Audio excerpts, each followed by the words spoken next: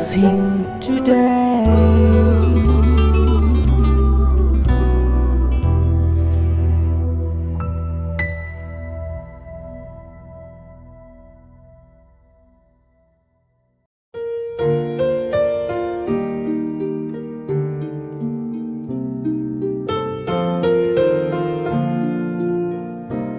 Welcome to blessing today. ഈ ദിവസങ്ങളിൽ, ഈ ആഴ്ചയിൽ ഒക്കെ നടക്കുന്ന ബ്ലെസ്സിങ് ടുഡേ പ്രോഗ്രാമുകൾ എല്ലാവരുടെയും ജീവിതത്തിൽ ഒരു അനുഗ്രഹമാണെന്ന് ഞാൻ വിശ്വസിക്കുന്നു. ഇന്നത്തെ നമ്മുടെ പ്രോഗ്രാം സ്പോൺസർ ചെയ്തിട്ടുള്ളത് ജിതേഷ് ഉത്തമൻ, ഹാർട്ട്ഫോർഡ് USA. ആ മോനെ ദൈവം ഒത്തിരി അനുഗ്രഹിച്ചവരുടെ കുടുംബത്തിൽ പല പ്രാവശ്യം ദൈവം അനുഗ്രഹങ്ങളെ കൊടുത്തു. അതുകൊണ്ട് ആ ഒറ്റ വീട്ടിൽ നിന്ന് 3ാമത്തെ എപ്പിസോഡാണ് അവർ സ്പോൺസർ ചെയ്യുന്നത്. കർത്താവ് അവരെ ഒത്തിരി അനുഗ്രഹിക്കണം. നമുക്ക് ചേർന്ന് ജിതേഷിന് വേണ്ടി പ്രാർത്ഥിക്കാം. കർത്താവ് യേശുവിൻ്റെ നാമത്തിൽ, കർത്താവെ, താൻ ഇന്ന് ഈ എപ്പിസോഡ് സ്പോൺസർ ചെയ്യുമ്പോൾ തൻ്റെ ജോലി ഒത്തിരി അനുഗ്രഹിക്കപ്പെടട്ടെ. ഇപ്പോൾ ചെയ്യുന്ന പ്രോജക്റ്റ് വളരെ നന്നായി പൂർത്തിയാക്കാനും പുതിയൊരു പ്രോജക്റ്റ് ലഭിക്കേണ്ടതിനുമായി പ്രാർത്ഥിക്കുന്നു. മാത്രമല്ല കർത്താവെ, USA തനിക്ക് ഒരു ജോലി ലഭിച്ചതിന് നന്ദി സൂചകമായിട്ടാണല്ലോ ഇത് ചെയ്തിരിക്കുന്നത്. അതുകൊണ്ട് ഒത്തിരി അനുഗ്രഹിക്കണമേ. ജിതേഷിൻ്റെ സിസ്റ്റർ ചിത്രയ്ക്കായി പ്രാർത്ഥിക്കുന്നു. അവളുടെ വിവാഹം ഏറ്റവും ഭംഗിയായി നടക്കട്ടെ. കുടുംബത്തിലെല്ലാവർക്കുമായി പ്രാർത്ഥിക്കുന്നു. ആരോഗ്യത്തിനായി പ്രാർത്ഥിക്കുന്നു. അങ്ങയുടെ നാമത്തിൽ ഈ ഫാമിലിയെ ഈ സമയത്ത് അനുഗ്രഹിക്കുന്നു. യേശുവിൻ നാമത്തിൽ തന്നെ ആമേൻ. Thank you Jithesh for sponsoring today's episode. കർത്താവ് ഒത്തിരി തുടർന്നും അനുഗ്രഹിക്കട്ടെ.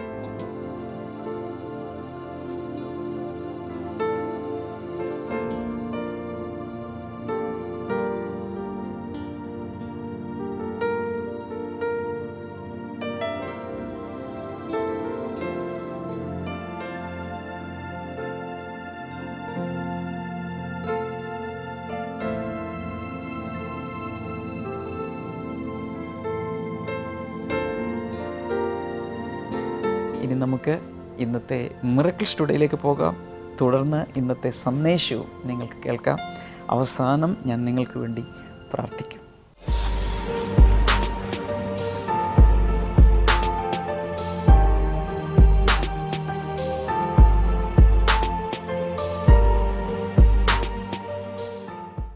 ബ്രദർ, ഈ സഹോദരൻ്റെ പേര് തോമസ് എന്നാണ്. ദൈവം ഈ ബ്രദറിൻ്റെ ജീവിതത്തിൽ 2 രോഗസൗഖ്യങ്ങളാണ് നൽകിയിരിക്കുന്നത്.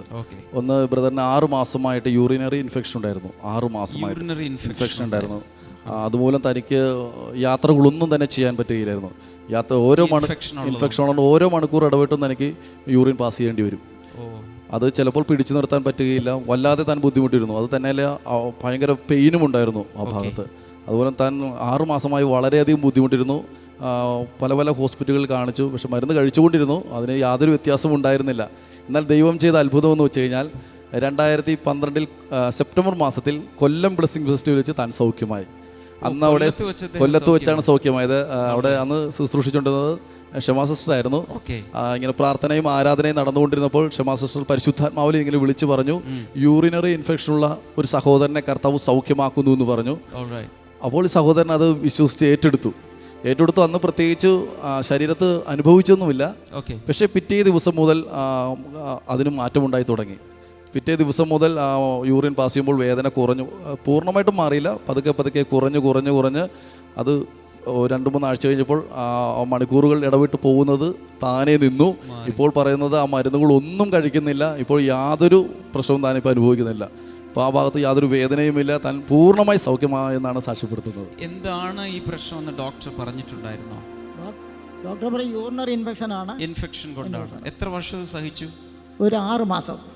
6 മാസമായിട്ട്. യാത്ര ചെയ്യാൻ ബുദ്ധിമുട്ടുണ്ടായിരുന്നു. യാത്ര ചെയ്യുമ്പോൾ തന്നെ ബസ്സിൽ കയറിയ 1 മണിക്കൂറിനകം 2-3 പ്രാവശ്യം മൂത്രം ഒഴിക്കും. പോകണം. അപ്പോഴേ ഇറങ്ങേണ്ടി വരും. ഓ ഗോഡ്. ഇപ്പോൾ ഇവിടെ കയറിയിട്ട് ഇപ്പോൾ 2-3 മണിക്കൂറായി. ഇതുവരെ ഒരു കുഴപ്പമുണ്ടായി. Praise God. എത്ര പേർക്ക് സന്തോഷമുണ്ട്. ആ ഒരു ഇൻഫെക്ഷൻ വന്നാലുള്ള അവസ്ഥ നിങ്ങൾക്ക് മനസ്സിലാക്കാം. എത്രയോ അധികം ഒരു സ്ഥലത്ത് യാത്ര പോകാൻ സാധ്യമല്ല. എന്നാൽ കർത്താവ് അദ്ദേഹത്തെ കൊല്ലം ബ്ലെസ്സിങ് ഫെസ്റ്റിവലിൽ വെച്ച് സൗഖ്യമാക്കി. ഇന്ന് താൻ കർത്താവ് സൗഖ്യദായകനാണ് എന്നതിൻ്റെ സാക്ഷ്യവുമായിട്ടാണ് ഇവിടെ നിൽക്കുന്നത്. ഇത് പറയുമ്പോൾ അദ്ദേഹത്തിന് പ്രത്യേകിച്ച് ശരീരത്തിൽ ഒന്നും തോന്നിയില്ല. ഇന്നും രോഗികൾക്ക് വേണ്ടി പ്രാർത്ഥിച്ച സമയത്ത് ചിലർക്കൊക്കെ ശരീരത്തിലൂടെ അത്യന്തമായ ഒരു ശക്തി പ്രവഹിച്ചതുപോലെ തോന്നിക്കാണും, ചിലർക്ക് ഒന്നും തോന്നില്ല. പക്ഷെ കുഴപ്പമില്ല, നിങ്ങൾ വിശ്വസിച്ചാൽ മതി, തുടർന്നുള്ള ദിവസങ്ങളിൽ നിങ്ങൾക്ക് ആ രോഗസൗഖ്യത്തെ മനസ്സിലാക്കാൻ കഴിയും. മാത്രമല്ല ഒരു സാക്ഷ്യം കൂടിയുണ്ട്. ഒരു സാക്ഷ്യം കൂടെ. വളരെ നാളുകളായി തൻ്റെ വലത് കരം തനിക്ക് ഉയർത്തുവാനോ എന്നോട് പറയുന്നത് മുടി ചീപ്പുവാനോ ഒന്നും സാധിക്കില്ലായിരുന്നു. മുടി ചീകാൻ പോലും സാധിക്കില്ല, ആഹാരം കഴിക്കാൻ സാധിക്കില്ല, അധികം ഉയരില്ല. അത് കാരണം തൻ്റെ ചെറുപ്രായത്തിൽ ഒരു വണ്ടി മറിഞ്ഞ് വണ്ടിയിൽ നിന്ന് വീണ് കൈക്ക് ഷോൾഡറിന് ചെറിയൊരു ക്ഷതം പറ്റിയിരുന്നു. അതിനുശേഷം ഇടയ്ക്കിടയ്ക്ക് അത് കുറയും, പക്ഷെ എന്നാൽ പൂർണ്ണമായി തനിക്ക് കൈ ഉയർത്താൻ ഒന്നും സാധിച്ചിരുന്നില്ല. എന്നാൽ ദൈവം ചെയ്ത അത്ഭുതം ചൊവ്വാഴ്ച ദിവസം ബ്ലെസ്സിംഗ് ടുഡേ TV പ്രോഗ്രാമിലൂടെ, അതിന് മുമ്പ് കുറേ പ്രാവശ്യം പറഞ്ഞിട്ടുണ്ട്, പക്ഷേ ആ ചൊവ്വാഴ്ച ദിവസം പറഞ്ഞു കൈ ഈ ചൊവ്വാഴ്ച ബ്രദർ പറഞ്ഞു ഷോൾഡർ ഡിസ്ലൊക്കേഷൻ യേശുവിൻ്റെ നാമത്തിൽ മാറിപ്പോകട്ടെ. ആ നിമിഷം ബ്രദർ ഉടനെ കൈ അങ്ങോട്ട് ഉയർത്തി. ഇപ്പോൾ യാതൊരു കുഴപ്പമില്ല, കൈക്ക് ആ പെയിനൊന്നുമില്ല. ഇപ്പൊ എന്നെ അവിടെ വെച്ച് പൊക്കി ഹല്ലേലൂയ ഒക്കെ പറഞ്ഞ് ഇപ്പൊ ഇവരൊന്ന് കാണിച്ചു കൊടുത്തേ, യാതൊരു പ്രശ്നവുമില്ല. അല്ല, ഇങ്ങനെ ഉയർത്താൻ പറ്റില്ലായിരുന്നു, ഇത്രയും നേരത്തെ വരുള്ളായിരുന്നു. ഓക്കെ, വല്ലതും കഴിക്കണമെങ്കിൽ ഇങ്ങനെ കപ്പലിൻ്റെ എല്ലാം കുറിക്കുന്നത് ഇങ്ങനെ ഇടാൻ പറ്റത്തില്ല, കപ്പലിൻ്റെ കുറിക്കുമ്പോൾ പറ്റത്തില്ല, ഭയങ്കര പെയിനാണ്. ഓക്കെ, ഇങ്ങനെ അനക്കാനും വെക്കാനും ഒക്കില്ലായിരുന്നു. അത് ഈ വായിലേക്ക് കൈ കൊണ്ടുവരാൻ ബുദ്ധിമുട്ടായി. അതല്ല, കുളിക്കുമ്പോൾ ഇങ്ങനെ തേക്കാനൊന്നും പറ്റത്തില്ല, എണ്ണ തേക്കാൻ പറ്റില്ല. ഓക്കെ, ഇത് ഈ കഴിഞ്ഞ ചൊവ്വാഴ്ച, വെള്ളിയാഴ്ച, ഈ കഴിഞ്ഞ ചൊവ്വാഴ്ച അതുകൊണ്ട് തന്നെ ഇന്ന് വരണം ഞാൻ തീരുമാനിച്ചത്. എവിടെയാ അപ്പൊ താമസിക്കുന്നത്? കുണ്ടറയിൽ നിന്ന് വരുവാണോ? അതെ അതെ, ഞാൻ ഈ ബ്ലെസ്സിംഗ് ടുഡേ സ്ഥിരം കാണുന്ന ആളാണ്. കണ്ടുകൊണ്ടിരുന്നപ്പോഴാണ് ഇങ്ങനെ ഇതെല്ലാം ബ്രദർ പറഞ്ഞു, ഇതെല്ലാം കൈക്ക് വേദനയുള്ള ഒരു വ്യക്തിയെ സൗഖ്യമാക്കുമെന്ന് പറഞ്ഞു പ്രാർത്ഥനയിൽ കൂടി. അപ്പോൾ ഞാൻ പ്രാർത്ഥിച്ചുകൊണ്ടിരുന്നത്, പിന്നെ ഇതൊക്കെ സൗഖ്യം ആയോ ഇല്ലയോ എന്ന് ടെസ്റ്റ് ചെയ്ത് ഇങ്ങനെ പതുക്കെ പൊക്കി ഒരു കുഴപ്പമില്ല.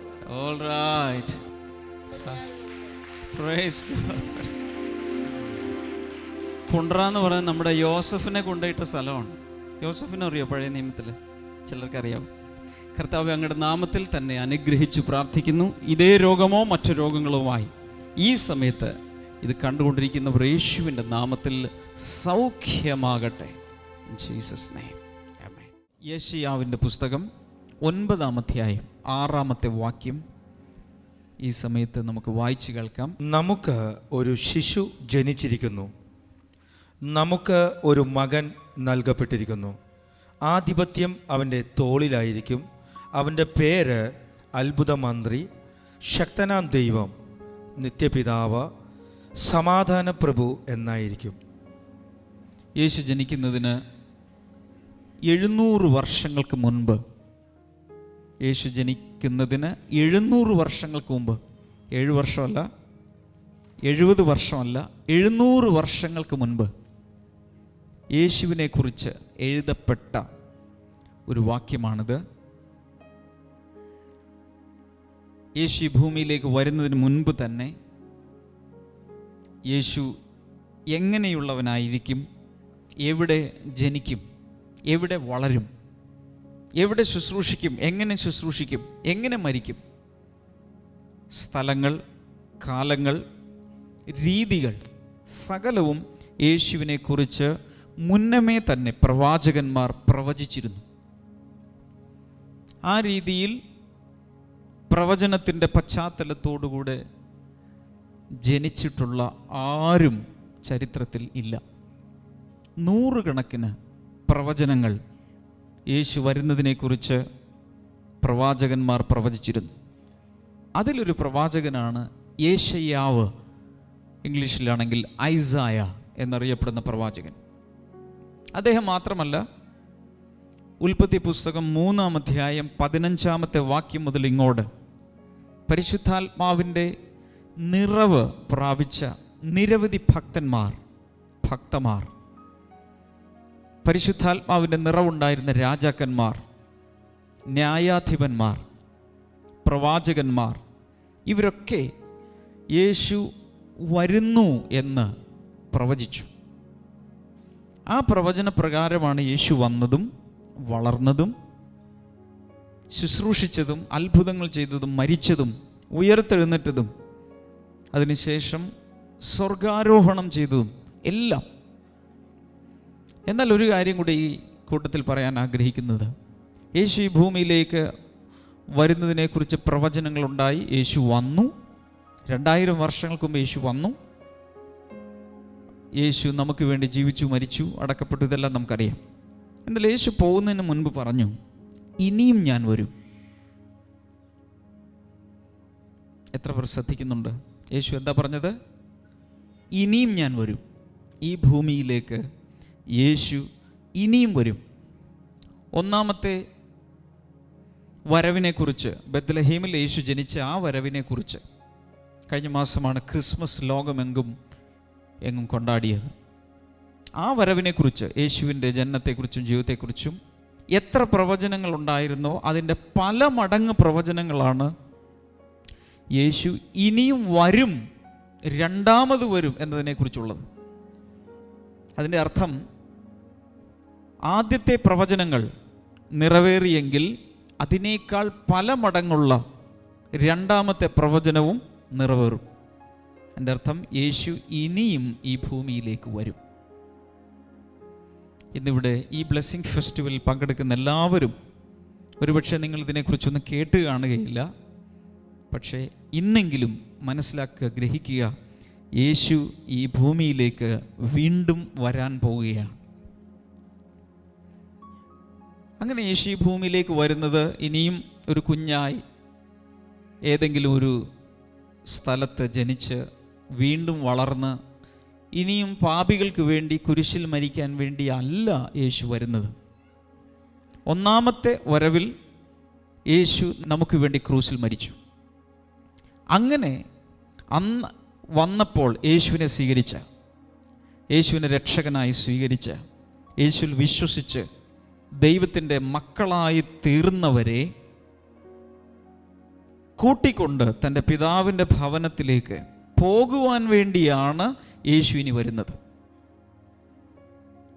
ഇനി യേശു വരുന്നത് പാപികൾക്ക് വേണ്ടി മരിക്കാൻ വേണ്ടിയല്ല, പാപികളിൽ നിന്നും വേർപെട്ട് യേശുവിൻ്റെ വിശുദ്ധിയും നീതിയും സ്വീകരിച്ച് ഇന്ന് യേശുവിൻ്റെ കുഞ്ഞുങ്ങളായി ജീവിച്ചിരിക്കുന്നവരെ ചേർക്കുവാൻ, കൊണ്ടുപോകാൻ വേണ്ടിയാണ് യേശു വരുന്നത്. എത്ര പേർ ബൈബിൾ വായിക്കാറുണ്ട്? കൈകളൊന്ന് ഉയർത്തി കാണിക്കാമോ? ദിവസവും ബൈബിൾ വായിക്കുന്നവർ. അങ്ങനെ ഒരു ശീലമില്ലാത്തവർ, ചായയോ കാപ്പിയോ കുടിക്കുന്നത് നിങ്ങളുടെ ശീലമാണെങ്കിൽ, കുളിക്കുന്നത് നിങ്ങളുടെ ശീലമാണെങ്കിൽ, ഭക്ഷണം കഴിക്കുന്നത് നിങ്ങളുടെ ശീലമാണെങ്കിൽ, ശ്വസിക്കുന്നത് നിങ്ങളുടെ ശീലമാണെങ്കിൽ, അതുപോലെ തന്നെ ശീലിക്കേണ്ട ഒന്നാണ് ദൈവത്തിൻ്റെ വചനമാകുന്ന ബൈബിൾ വായിക്കുക എന്നത്. ബൈബിൾ ധാരാളമായി വായിക്കണം. വായിച്ചു കഴിയുമ്പോൾ ഈ കാര്യങ്ങൾ, യേശുവിന് രണ്ടാമത് വരുന്നതിനെക്കുറിച്ചൊക്കെയുള്ള ഒത്തിരി കാര്യങ്ങൾ മനസ്സിലാക്കാനും യേശു വരുമ്പോൾ ഒരുങ്ങിയിരിക്കാനും, പ്രത്യേകിച്ച് ബൈബിൾ പറയുന്നു യേശു രണ്ടാമത് വരുമ്പോൾ ഇനിയും നമ്മൾ ഒരുങ്ങിയിരിക്കണം. ഒരുങ്ങിയിരിക്കുന്നവരെ ചേർക്കുവാൻ, കൂട്ടിക്കൊണ്ടുപോകാനാണ് യേശു വരുന്നത്. എങ്ങനെയെങ്കിലും ഇഷ്ടമുള്ളതുപോലെ ജീവിച്ചിരിക്കുന്നവർക്ക് വേണ്ടി അല്ല യേശു വരുന്നത്. ബൈബിളിൽ അതിനെക്കുറിച്ച് പല ഉപമകളൊക്കെ പറഞ്ഞിട്ടുണ്ട്.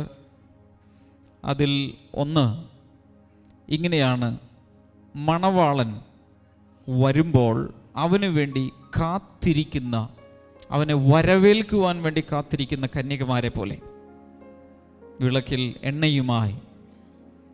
ഇതുപോലെ പല ഉപമകൾ പറഞ്ഞിട്ടുണ്ട്. അവൻ വരുമ്പോൾ ഒരുങ്ങിയവരായി കാണുന്നവർ ഭാഗ്യവാന്മാർ. യേശയ്യാവ് യേശുവിനെക്കുറിച്ച് പറഞ്ഞ ഒരു കാര്യം ഇതാണ്: four us a child is born. നമുക്ക് ഒരു ശിശു ജനിച്ചിരിക്കുന്നു. നമുക്ക് വേണ്ടിയാണ് യേശു ജനിച്ചത്. അതിനുശേഷം പറഞ്ഞു to us a son is given. നമുക്ക് ഒരു മകനെ അല്ലെങ്കിൽ പുത്രനെ നൽകപ്പെട്ടിരിക്കുന്നു. എന്ന് വെച്ചാൽ യേശു എന്ന പുത്രനെ പിതാവ് നമുക്ക് നൽകിയിരിക്കുന്നു.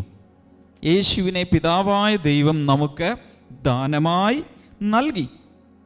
അതിനുശേഷം പറയുന്നത് and the government will be on his shoulders.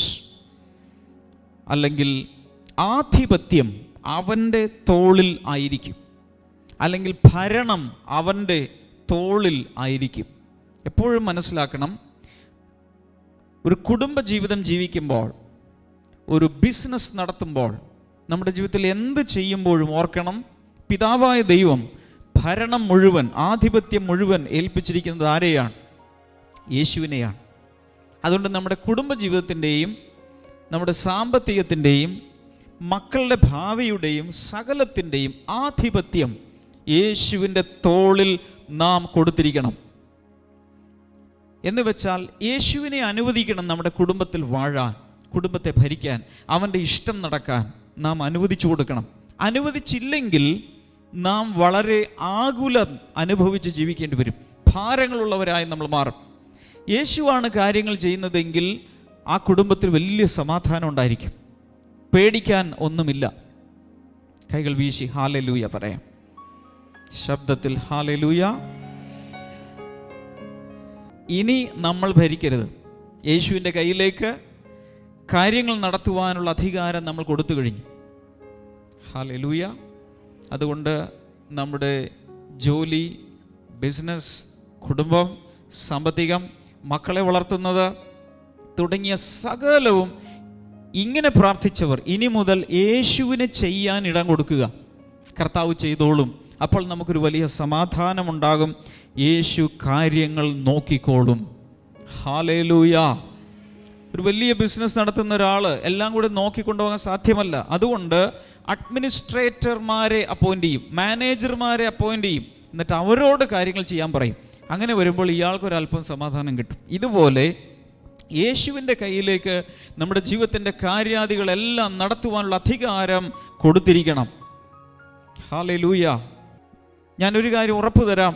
പ്രാർത്ഥനയോടുകൂടെയാണ് നിങ്ങൾ ഈ വർഷം ആരംഭിക്കുന്നതെങ്കിൽ ഈ വർഷം മുഴുവൻ ചില ഉത്സവ സമയങ്ങളിൽ, ഫെസ്റ്റീവ് സീസണുകളിൽ പല ബിൽഡിങ്ങുകളും വീടുകളൊക്കെ സീരീസ് ആയിട്ടുള്ള ബൾബുകൾ കൊണ്ട് അലങ്കരിച്ച് ഒത്തിരി ദീപാലങ്കാരങ്ങളൊക്കെ ചെയ്യുന്നത് പോലെ ഈ വർഷത്തെ മുഴുവൻ കർത്താവ് അലങ്കരിക്കും. നിങ്ങളുടെ ജീവിതത്തെ നന്മകളാൽ നിറയ്ക്കും. ഓരോ ദിവസവും കർത്താവിൻ്റെ വലിയ നന്മകൾ കൊണ്ട് ഡെക്കറേറ്റ് ചെയ്യും കർത്താവ്. ഹല്ലേലൂയ. പ്രാർത്ഥിക്കുന്ന ഒരു വ്യക്തിക്ക് ഒന്നിനും മുട്ടുവരികയില്ല. കാരണം ദൈവം അവിടെ ആക്ഷൻ എടുക്കുകയാണ്. ഹല്ലേലൂയ. യേശുവിനെ കുറിച്ച് പ്രവാചകൻ അവിടെ പറയുന്നത്, നമുക്കൊരു ശിശു ജനിച്ചിരിക്കുന്നു, നമുക്കൊരു മകൻ നൽകപ്പെട്ടിരിക്കുന്നു, ആധിപത്യം മുഴുവൻ അവൻ്റെ തോളിൽ ആയിരിക്കും. അതിനുശേഷം പറയുന്നത്, and he will be called wonderful counsellor, mighty God, everlasting father, prince of peace. അവൻ്റെ പേര് അവിടെ പറഞ്ഞിട്ടുണ്ട്. നമുക്കറിയാം, പുത്രനെ യേശു എന്നാണ് നമ്മളെല്ലാവരും വിളിക്കുന്നത്. എന്നാൽ യേശുവിന് 300-ൽ അധികം മറ്റ് സ്ഥാനപ്പേരുകൾ കൊടുത്തിട്ടുണ്ട്, അല്ലെങ്കിൽ വിശേഷണങ്ങൾ കൊടുത്തിട്ടുണ്ട്. അതിൽ ചിലതാണ് നമ്മളിവിടെ കാണുന്നത്. He will be called wonderful counsellor, അല്ലെങ്കിൽ അവന് അത്ഭുത മന്ത്രി, അത്ഭുതവാനായ ഉപദേഷ്ടാവ് എന്ന് പേർ വിളിക്കപ്പെടും. യേശു നമ്മുടെ ഹൃദയത്തിൽ ഉണ്ടെങ്കിൽ അവൻ നമുക്ക് ഒരു അത്ഭുത മന്ത്രിയായിരിക്കും. ഹല്ലേലൂയ. പണ്ടത്തെ കാലത്ത് രാജാക്കന്മാർക്ക് മന്ത്രിമാരുണ്ടായിരുന്നു. മന്ത്രിമാരാണ് രാജാക്കന്മാരെ എല്ലാ കാര്യങ്ങളും പറഞ്ഞ് മനസ്സിലാക്കി ഭരണത്തിൽ സഹായിച്ചു കൊണ്ടിരുന്നത്. ഇതുപോലെ യേശു നമ്മുടെ ജീവിതത്തിലുണ്ടെങ്കിൽ he will be a wonderful counsellor, ഒരു വലിയ അത്ഭുത മന്ത്രിയായിരിക്കും. വഴി തെറ്റുകയില്ല. ജീവിതത്തിൽ എങ്ങോട്ട് തിരിയണം, എങ്ങനെ കാലുകൾ വയ്ക്കണം, എപ്പോൾ വീട് പണിയണം, എപ്പോൾ കുഞ്ഞുങ്ങളെ വിവാഹം ചെയ്തയക്കണം, എപ്പോൾ എന്തു ചെയ്യണം എന്നുള്ളത് ഉള്ളിലിരുന്നു കൊണ്ട് യേശു നമ്മെ ഉപദേശിച്ചു കൊണ്ടിരിക്കും. ഹല്ലേലൂയ. അങ്ങനെ വരുമ്പോൾ ജീവിതം എങ്ങും വഴിമുട്ടി നിൽക്കുകയില്ല. കാരണം കർത്താവ് നമുക്ക് അത്ഭുതകരമായി ഉപദേശം തന്നുകൊണ്ടിരിക്കും, ആലോചനകൾ പറഞ്ഞ് തന്നുകൊണ്ടിരിക്കും. പിന്നെ അവിടെ പറഞ്ഞിട്ടുണ്ട്, he will be called mighty God, അവൻ വീരനാം ദൈവം അല്ലെങ്കിൽ ശക്തനാം ദൈവം ആണ്. അതിനുശേഷം പറയുന്നത്, he will be called everlasting father, അവന് മറ്റൊരു പേരാണ് നിത്യപിതാവ്. അവൻ പുത്രൻ ആയിരിക്കുമ്പോൾ തന്നെ പിതാവിൻ്റെ സകല ക്വാളിറ്റീസും അവൻ്റെ മേൽ ഉള്ളത് കൊണ്ട് യേശു നമുക്ക് ഒരു നിത്യപിതാവാണ്. ഹല്ലേലൂയ. യേശു നമ്മുടെ പിതാവ് കൂടിയാണ്. അതിനുശേഷം പറയുന്നത് He'll be called the Prince of Peace. സമാധാന പ്രഭു എന്ന് അവന് പേർ വിളിക്കും. യേശുവിൻ്റെ മറ്റൊരു പേരെന്താണ്? സമാധാനത്തിൻ്റെ പ്രഭു. യേശു എവിടെ വരുന്നോ അവിടെ സമാധാനം ഉണ്ടായിരിക്കും.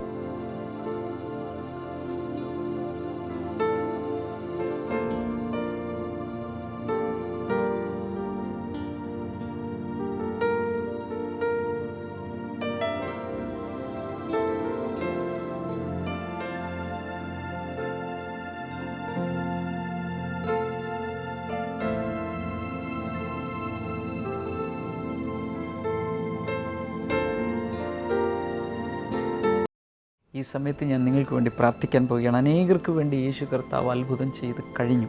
100 കണക്കിന് മിറക്കിൾസ് ടുഡേ ടെസ്റ്റിമോണീസ് ഇതിനകം നമ്മൾ ടെലികാസ്റ്റ് ചെയ്ത് കഴിഞ്ഞു. ടെലികാസ്റ്റ് ചെയ്യാതെ ടേപ്പുകളിൽ അതിനേക്കാൾ എത്രയോ ഇരട്ടി ഇന്നും ഇരിപ്പുണ്ട്. അത് കൂടാതെ ഇന്ന് വരെ ഷെയർ ചെയ്യപ്പെട്ടിട്ടില്ലാത്ത, നമ്മളോട് പോലും പറഞ്ഞിട്ടില്ലാത്ത ടെസ്റ്റിമോണീസ് എത്രയുണ്ട്. ഞാൻ എപ്പോഴും പറയാറുള്ളത്, മൊത്തത്തിൽ നടക്കുന്ന അത്ഭുതങ്ങളിൽ, രോഗസൗഖ്യങ്ങളിൽ 10% മാത്രമേ നമ്മൾ കേൾക്കുന്നുള്ളൂ. ബാക്കി 90% അവർ പറയാൻ സമൂഹത്തെ ഭയപ്പെട്ടിട്ടോ ലജ്ജ കൊണ്ടോ ഒക്കെ അവർ മിണ്ടുന്നില്ല. എന്നാൽ അനേകർക്ക് ലഭിക്കുന്നുണ്ട്. നിങ്ങൾ അങ്ങനെ ഒരു വ്യക്തിയാണെങ്കിൽ തീർച്ചയായും അതിനെ അതിജീവിച്ച് നിങ്ങളുടെ സാക്ഷ്യം പറയണം. ഞങ്ങൾക്ക് എഴുതി അറിയിക്കണം, ഫോണിൽ വിളിച്ച് പറയണം. കർത്താവ് ഒത്തിരി അനുഗ്രഹിക്കട്ടെ. അപ്പോൾ ഞാൻ നിങ്ങൾക്ക് വേണ്ടി പ്രാർത്ഥിക്കാം. കർത്താവ് യേശുവിൻ്റെ നാമത്തിൽ അനേകർ ഈ സമയത്ത് കൂട്ടമായി സൗഖ്യമാകട്ടെ. Thank you Lord. കഴുത്തിലെ പ്രയാസങ്ങൾ, സ്പോണ്ടിലൈറ്റിസ് പോലെയുള്ള രോഗങ്ങൾ ഇപ്പോൾ സൗഖ്യമാകട്ടെ. ടെന്നീസ് എൽബോ എന്നറിയപ്പെടുന്ന രോഗം സൗഖ്യമാകട്ടെ. കണ്ണുകളിലെ രോഗങ്ങൾ, കാറ്ററാക്റ്റ് ആകാം, long site, short sight, glaucoma, യേശുവിൻ നാമത്തിൽ സൗഖ്യമാകട്ടെ. സൈനസ് പ്രോബ്ലം സൗഖ്യമാകട്ടെ. മൈഗ്രെയിൻ സൗഖ്യമാകട്ടെ. ഉമിനീർ ഗ്രന്ഥിക്ക് പ്രയാസമുള്ളൊരു വ്യക്തി, വളരെ സ്പെസിഫിക്കായ ഒരു ഹീലിംഗ് ആണ്. ഉമിനീർ ഗ്രന്ഥിയിൽ പ്രയാസമുള്ളൊരു വ്യക്തി യേശു സൗഖ്യമാക്കുന്നു. യേശുവിൻ്റെ നാമത്തിൽ അത് നടക്കട്ടെ. അതുപോലെ കാതുകളിൽ കേൾവിശക്തിക്ക് പ്രയാസമുള്ളവർ യേശുവിൻ്റെ നാമത്തിൽ ഇപ്പോൾ സൗഖ്യമാകട്ടെ. ത്രോട്ടിൻ്റെ പ്രയാസങ്ങൾ സൗഖ്യമാകട്ടെ. മുഴ മാറിപ്പോകട്ടെ. ഗോയിറ്റർ സൗഖ്യമാകട്ടെ. തൈറോയിഡ് സൗഖ്യമാകട്ടെ. Thank you Jesus. എല്ലാവിധ ക്യാൻസറുകളും മാറിപ്പോകട്ടെ. കുഞ്ഞുങ്ങളില്ലാത്തവർ കുഞ്ഞുങ്ങൾ ഉണ്ടാകട്ടെ. Thank you Jesus. വലിയ രോഗസൗഖ്യങ്ങൾ, നിങ്ങളുടെ രോഗം എന്തായിരുന്നാലും ഇപ്പോൾ ഈ സ്ക്രീനിലേക്ക് കൈനീട്ടി വിശ്വാസത്താൽ ഒരു കുഞ്ഞിനെ പോലെ ആ രോഗസൗഖ്യത്തെ പിടിച്ചെടുക്കാം. യേശുവിൻ നാമത്തിൽ അത് സംഭവിക്കട്ടെ. Thank you. കർത്താവ് അങ്ങനെ ചെയ്തതിനായി നന്ദി പറയുന്നു. യേശുവിൻ നാമത്തിൽ തന്നെ ആമേൻ. നാളെ പുനലൂരിൽ നമ്മുടെ ബ്ലെസ്സിങ് ഫെസ്റ്റിവൽ നടക്കുകയാണ്. എല്ലാ ജില്ലകളിൽ നിന്നുള്ളവർക്ക് വരാം, ദൂരെയുള്ളവർക്ക് വരാം. കർത്താവ് ഒത്തിരി അനുഗ്രഹിക്കട്ടെ. അവിടെ വരുമ്പോൾ പ്രത്യേകിച്ച് ഓർക്കുക, ആശിഷ്യമാരി എന്നുള്ള നമ്മുടെ പുസ്തകം ഇതുവരെ കിട്ടിയിട്ടില്ലാത്ത ഒത്തിരി പേർക്ക്, ആയിരക്കണക്കിന് കോപ്പികൾ ഒത്തിരി പേരുടെ കൈകളിൽ ഇതുവരെ ദൈവത്തിൻ്റെ വലിയ കൃപ കൊണ്ട് എത്തിക്കഴിഞ്ഞു. ഇതിലെ സമാധാനത്തിൻ്റെയും സ്നേഹത്തിൻ്റെയും സന്ദേശം നിങ്ങളെ തീർച്ചയായും അനുഗ്രഹിക്കും. ഇതിൻ്റെ ഒരു കോപ്പിയല്ല, അനേക കോപ്പികൾ വാങ്ങണം, നിങ്ങൾ ഉപയോഗിക്കണം, മറ്റുള്ളവർക്ക്, നിങ്ങളെ സ്നേഹിക്കുന്നവർക്ക് കൊടുക്കണം. അതുപോലെ തന്നെ പ്രധാനപ്പെട്ട ഒന്നാണ് പ്രാർത്ഥനയിൽ നിങ്ങളെ സഹായിക്കുന്ന എൻ്റെ പ്രാർത്ഥനയുടെ അനേകർ ഇതിനകം ഇതിലെ പ്രാർത്ഥനകൾ വിശ്വാസത്താൽ പ്രാർത്ഥിച്ച് അത്ഭുതങ്ങൾ പ്രാപിച്ചു കഴിഞ്ഞു. അങ്ങനെയുള്ള ഒത്തിരി ടെസ്റ്റിമണീസ് നിങ്ങൾ മിറക്കിൾസ് ടുഡേയിൽ കണ്ടിട്ടുണ്ട്. നിങ്ങൾക്ക് ഇന്നുവരെ ഇതിൻ്റെ കോപ്പി കിട്ടിയിട്ടില്ലെങ്കിൽ ബ്ലെസ്സിങ് ഫെസ്റ്റിവലിൽ വരിക, അല്ലെങ്കിൽ കൊച്ചിയിലെ ബ്ലെസ്സിങ് സെൻറ്ററിൽ നിന്നോ. ഇതിനകം പല ബുക്ക് സ്റ്റോളുകളിലും ഇത് അവൈലബിൾ ആണ്. അതല്ലെങ്കിൽ സ്ക്രീനിലെ നമ്പറിൽ വിളിച്ച് നിങ്ങൾക്ക് ആവശ്യപ്പെടാം. ഇംഗ്ലീഷിൽ അതിൻ്റെ കോപ്പി ലഭ്യമാണ്. കൂടാതെ ഒരു സന്തോഷ വാർത്തയുള്ളത്, വിദ്യാർത്ഥികൾക്ക് മാത്രമായി ഒരു വളരെ പ്രധാനപ്പെട്ട പുസ്തകം അതിൻ്റെ പണിപ്പുരയിലാണ്.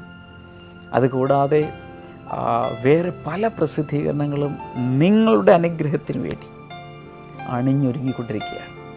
കർത്താവ് ഒത്തിരി അനുഗ്രഹിക്കട്ടെ. അടുത്ത ആഴ്ചയിൽ വളരെ വളരെ വളരെ പ്രധാനപ്പെട്ട ഒരു മെസ്സേജ് സീരീസിലേക്കാണ് നമ്മൾ പോകുന്നത്. കർത്താവിൻ്റെ അനുഗ്രഹങ്ങൾ നമ്മുടെ കയ്യിൽ ലഭിച്ചു കഴിയുമ്പോൾ അതെങ്ങനെയാണ് കൈകാര്യം ചെയ്യേണ്ടത് എന്നുള്ളൊരു സന്ദേശമാണ്. അതിൽ കർത്താവ് നിങ്ങളെ ഒത്തിരി അതിലൂടെ അനുഗ്രഹിക്കും. പ്രാക്ടിക്കൽ ലിവിങ്, പ്രായോഗികമായ ജീവിതത്തെക്കുറിച്ചുള്ള തത്വങ്ങളാണ് നിങ്ങളതിൽ പഠിക്കാൻ പോകുന്നത്. So just wait and just watch the next week's episodes. കർത്താവ് ഒത്തിരി അനുഗ്രഹിക്കട്ടെ. See you on Monday through this Blessing Today TV program. God bless you. Bye-bye. Welcome back to Bible and you. ഇന്നത്തെ ചോദ്യം ഇതാണ്: യേശുവിനെ കാണുവാനായി രാത്രിയിൽ ആരാണ് വന്നത്? Who came to see Jesus at night? Options: A Nicodemus, B യോഹന്നൻ സ്നാപകന്റെ ശിഷ്യന്മാർ, സി അരിമദ്യയിലെ യോസെഫ്, ഡി യൂദാ ഇസ്കരിയോത്ത്.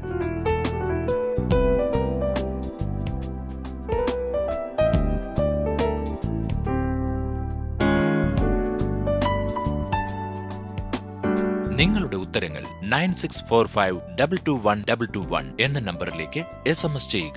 SMS ചെയ്യേണ്ട format BT space option A, B, C or D. ശരി ഉത്തരം അയക്കുന്നവർക്ക് OMBooks നൽകുന്ന നല്ല നല്ല സമ്മാനങ്ങൾ ഞങ്ങൾ നൽകുന്നതാണ്.